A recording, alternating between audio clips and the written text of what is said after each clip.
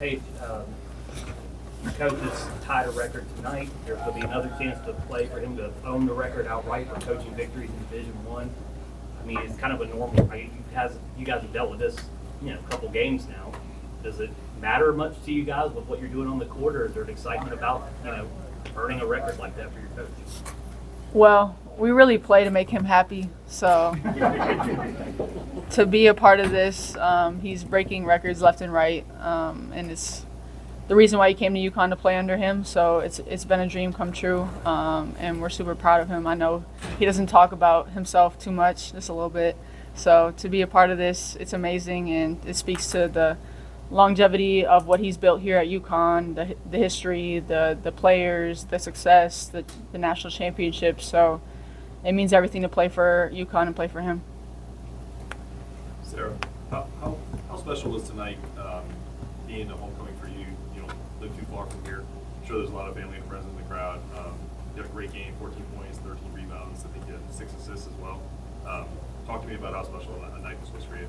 Yeah, it was great. My friends were texting me saying they were coming, so I was really excited to see, old school friends and teachers and just people I haven't seen in a while. But it was great environment, and we came out to win, which was good. Sarah, did you grow up coming to games in the Greensboro Coliseum, ACC tournament, or anything like that? I did not know. No. What was it? Well, I mean, I know North Carolina recruited you hard. What was it like playing against those players that you faced at that time last year? It was good. It was a lot of fun. Playing against Blanca was fun. We played, growing up, and playing against Coach Banghart was also good.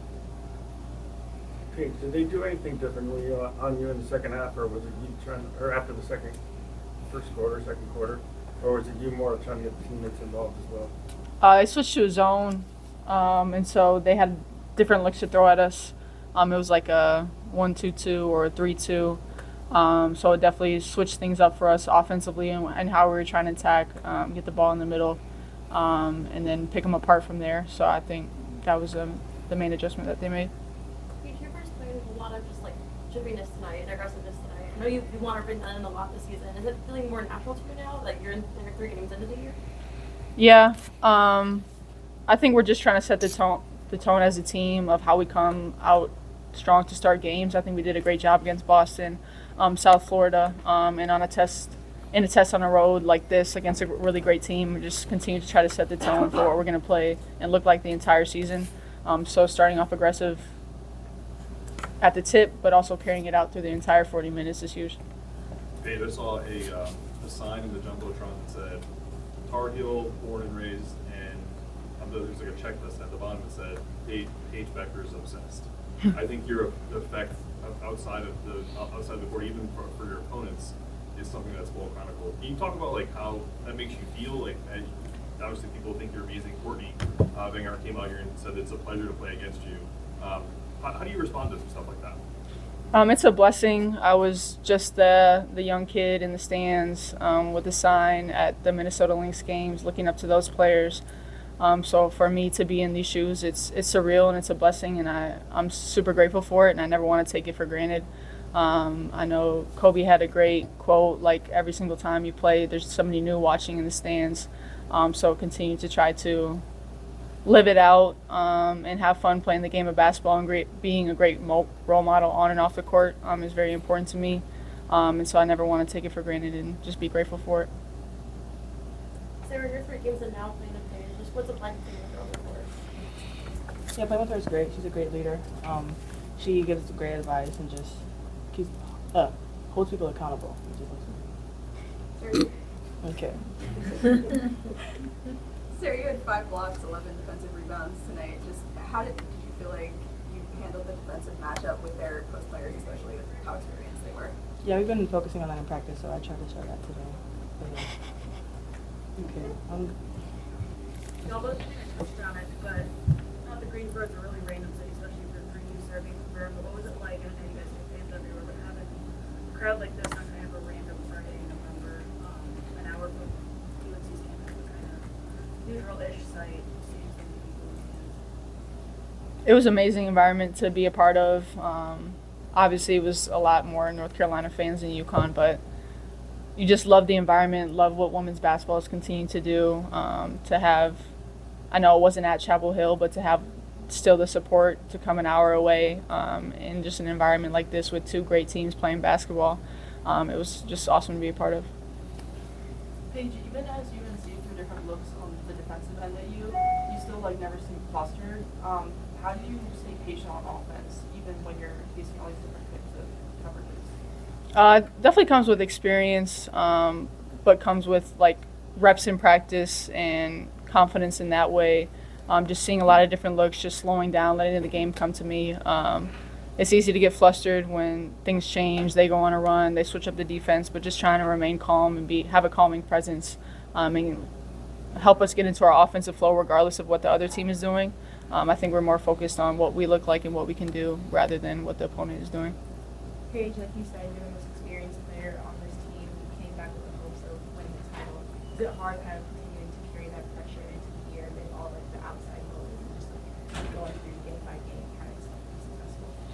No, I think just leaning on my teammates, leaning on the coaching staff who have been in this position before, and you're only as good as the day you just had. So just trying to win the day, conquer the day, whether it be in the weight room, at practice, during a game, just continue to try to get better.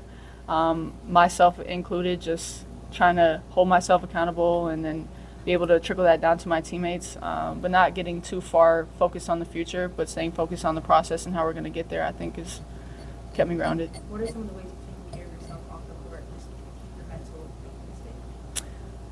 Actually talking to a sports psychologist, I think that's done a lot for my mental approach to basketball and just continue to grow my mind and living in the moment, I think, is the biggest thing. Not the past can't do anything for you. The future isn't here yet. So just staying in the moment and trying to capture every moment and enjoy it and be the best in that moment, I think it's been huge. Thanks, Sarah. Paige. Come down and we'll look at questions from Coach. Thank you. Thank you. Sarah, you good? You have any more? Thank you, Coach. What's up? Congratulations. Thank you. 40 some odd years. Sure. You probably don't remember the year, but you coached me in 1981. I know, it's 1981. I know. I remember. I know you have, hi there. I know you have a lot of other interests besides basketball, but did you ever think it would go this long? No. I never intended it for it to go. It was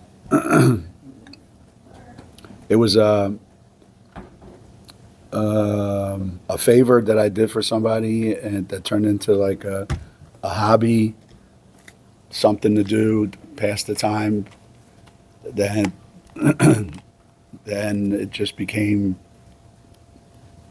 all this, and so it wasn't, and I had never envisioned it lasting this long. I don't think anybody goes into anything thinking that they're going to spend 40 years of their life at one place doing the exact same thing. So, it's just the best way I can describe it. It just caught up to me. It just happened. It just happened. The crazy thing is, I'm sitting here in Greensboro, and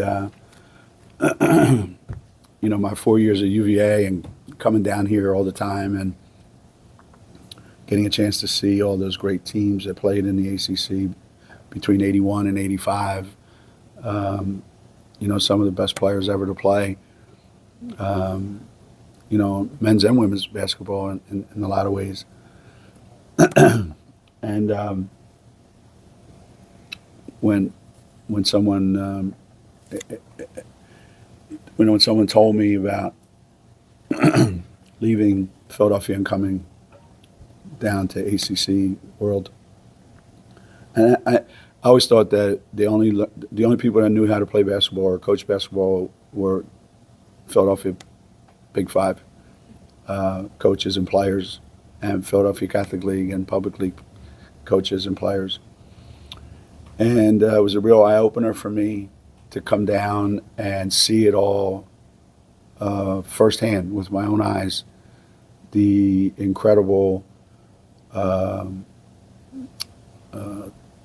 the coaching that existed down here during that time probably inspired me more I learned more probably during those 4 years than I have in any other time in my life. And it's funny that I'm sitting behind this mic with the,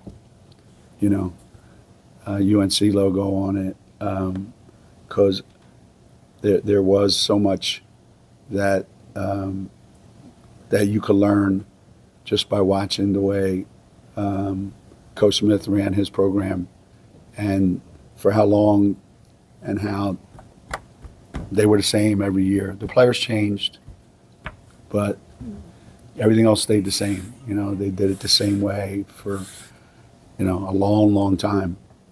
And I always admired that, but I never thought I'd be, I'd be doing it that long. But I always admired it from afar, for sure. Courtney said you deserve your flowers for the career you've had already, but tonight you're tying a Division I record. You have a chance to break it, but you're also, it's November and you're worried about building a team. I guess, have you kind of balanced that part of it's kind of a cool moment, but there's a long way to go in this season? Yeah, I don't really put too much into the the individual part of it, because there's been so many there's been so many things that have happened over the 40 years. I told the team, I don't know, I've coached about 160 players or something like that. I don't know, maybe more. But these particular players, they're not really here for the record. They're not really here for, hey, I was part of winning. They didn't win all these games. They just won a small piece of it. They came here for their own goals, for their own aspirations, for what they want. So I've tried to keep the focus on how do I make them, better, able to go get what they want. And if in the meantime, this stuff happens, that's great. But, Ice Brady needed to play a game like this to prove to herself that she can be, super impactful in a game like this. Sarah needed to experience this and what it feels like in a big game, because we're going to need it down the road. So I'm more of, how do I put them in position so that they can feel like I feel like I've been very fortunate to get a lot of things come my way, and they came hoping to get some of those things. So I just keep the focus on that all the time, and whatever happens on my end happens.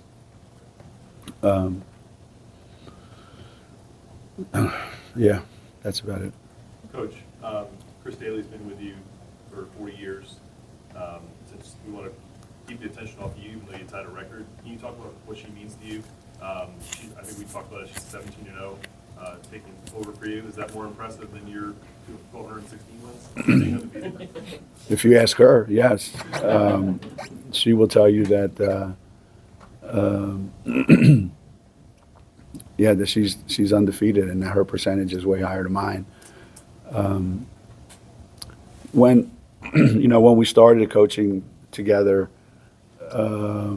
we didn't have anyone else that we could rely on to help us in the moment build what we were trying to build. And we didn't even know what we were trying to build. We were just trying to not finish last. All right, we were trying not to finish last in the Big East. We just wanted to finish somewhere between 7 and 5. Like, if we could do that, we thought that would be a huge win. And we relied on each other for everything, We were the ticket office. We were the recruiting coordinators. We were the media people. We were the recruiting people. We were the coaching people. Anything that had to be done, we had to do it. So if you think about it, in building an organization, that's a lot of responsibility, and she was very, very, very good at handling all that. and still is today. And I don't know that you can build something like this without somebody like her. It just would not have been possible. It may have taken 10 other people that would have done, a bunch of those things. But I know if she wasn't there and wasn't a part of it, I don't know that it would have lasted this long. No, it would not have. I can pretty much guarantee that. You said it's important for Sarah to have this game like she did today in front of the crowd she had Mhm. against the opponent. Why is it so important to have this early in the season? I mean, they're going to come regardless. So that's just the way the schedule fell. She's a young kid, as you can tell. Her game is much more mature or much older than she is. So she needed to feel what it feels like to have a lot of pressure on you, because a lot of freshmen, when they go to college, they don't expect that, right? They just go, oh yeah, I'm going to go to UConn. I'll play my role and just fit in, and then as I get older, I'll do more. And then all of a sudden, you're thrown into a situation where you have to do more, like right now. And I'm glad that she shot it lousy. I'm glad she didn't play like a senior or, the National Player of the Year. I'm glad she didn't do that, because that would have been impossible to live up to. So there's so many things that she's going to look at this film and realize, there's so much more that I can do. So I think it was the perfect learning experience for her. Enough success and enough to remind her. Courtney just came in here and described Paige as generational, which gets thrown around a lot. But for her, I mean, what makes that ring true for you when you hear people describe her as a generational? Who's that? Paige? Yeah, well, I've been around a lot of generations. So I've had a lot of generational players that people described as generational, and I guess it's true. Our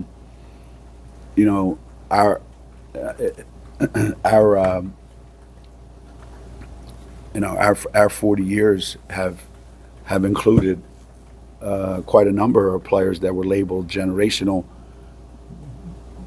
But I don't know that you accomplish all this without those people. So what makes them that?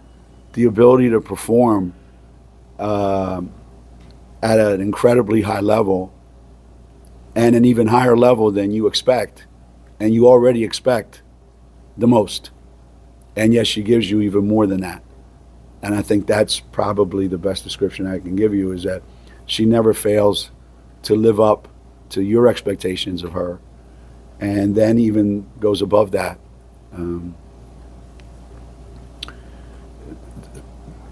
Some people just are born with that gift, and she has that gift. Some people squander those gifts, and she every day works really, really hard to polish those gifts, and it's taken her here, and she's got a long way to go still. There's a lot that she's not accomplished yet. But I really do believe that unless you foul her every time, that's the only way that you're going to stop her from doing what she wants to do. That's it. I mean, I watch her in practice. I watch her play against, better players than she'll ever play against, probably. And I think she's the most difficult player to guard in America. And, unfortunately, there may be nights like tonight when she's going to have to be. We started running every play for her there for a while. In the third quarter, I think it was, or early fourth quarter. Yeah, you mentioned generational players. One of your former players was, I think, announced tonight for the Women's Basketball Hall of Fame, Sue Bird. Just kind of your thoughts of seeing her get that honor. Yeah. The interesting thing, though, is when Sue was coming out of high school, nobody called her a generational player. They just said, wow, this kid's a really good player. She didn't have the hype like Diana did, Maya did, Stewie did, Paige did, Tina Charles did. She didn't have any of that hype. Everybody just said she's a really solid, really good point guard, because she always played for other, for her teammates. So she was never out there trying to, prove that I'm the best player in the country. Yet she played with nothing but superstars at UConn, and no one else could have been able to handle that and keep it all together the way she did. I mean, she played alongside D for 2 years. Nobody deserves that. And yet she managed to be the brains behind the curtain, and just made sure that everything went exactly the way it was supposed to go. And then she did that in the WNBA, she did that in the Olympics, and did it better than anybody's ever done it. So there's not been a point guard played the game of women's basketball that's played it better or longer or have more success. Coach, Courtney talked about your legacy in the championships and that you should be proud that now it's not necessarily just a two-team race. And that's one way that she encapsulated your legacy along with CD. I mean, is that how you see it? You'll have a chance to go back to UConn and celebrate properly 40 years. What are the things that stand out to you, and is that a part of it? I think Courtney maybe was also referring to back in the day when it was all about UConn, Tennessee, UConn, Tennessee, UConn, Tennessee, to the point where an awful lot of people around the country, they didn't like either of us, and they would hope anybody could win a championship except UConn or Tennessee. And they would have been happy if their worst enemy won a national championship, as long as it wasn't UConn or Tennessee. But I think what happened was, over the years, I think we created an environment where athletic directors, university presidents, were able to look at what we did and what we were doing and ask their coaches and their administration, like, well, why can't we do that? And in the beginning, it was because we don't want to. They want to do it. They did it because they want to. We don't want to. And that's the only reason why it didn't happen. They didn't want to, because they certainly have way more resources than we did. So I think over a period of time, we made it so they had to do it, because it just meant too much to everybody, and the players demanded it. Players coming out of high school demanded it. College kids playing in college demanded it. There was a path to the WNBA, so that demanded it. And look at today, it's not about UConn and Tennessee. It's about all these teams that have won national championships since the last time UConn and Tennessee have won a national championship. That never happened before, that many different teams would win. So I think that's something that I know CD and I are exceptionally proud of, that we had a hand in that. And wherever we went, we tried to help grow the game. We never turned down an opportunity to go play anybody, anywhere, and you see the results of that today. We played here in the NCAA tournament in 2008, and we beat Bueckers to go to the Final Four. There weren't 10,000 people in the stands, I don't think. So here's just a regular season game on a Friday night, and you have this. So a lot's changed, and we're proud of our part in it. Anything else, Coach? Coach, Courtney talked about when she was a graduate student at Dartmouth, coming to interview you for her thesis about coaching as a vocation. That was, I don't know, 15, 20 years ago now. But she said what she learned from you was that, authenticity is the best superpower. Do you remember a young Courtney Bankart coming to talk to you? What do you think about sort of her takeaway from that conversation?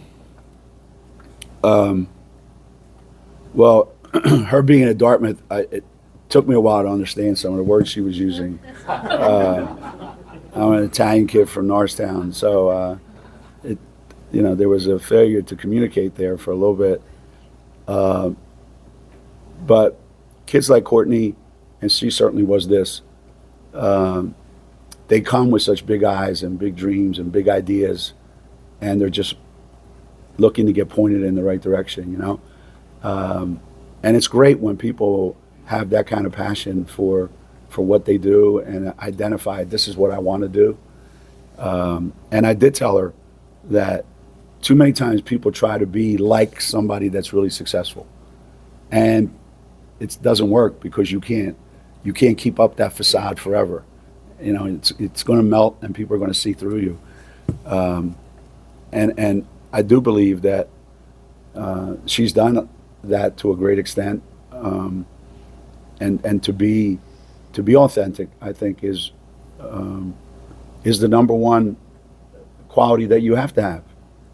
And I tried to explain that to all the young people that come up to school and talk about, sometimes they expect to find this magic formula, like, oh, if I just run these drills, it'll be like that. Or if I run these plays, it'll be really, and in reality, this is what I believe. This is how I'm going to do it. This is who I am.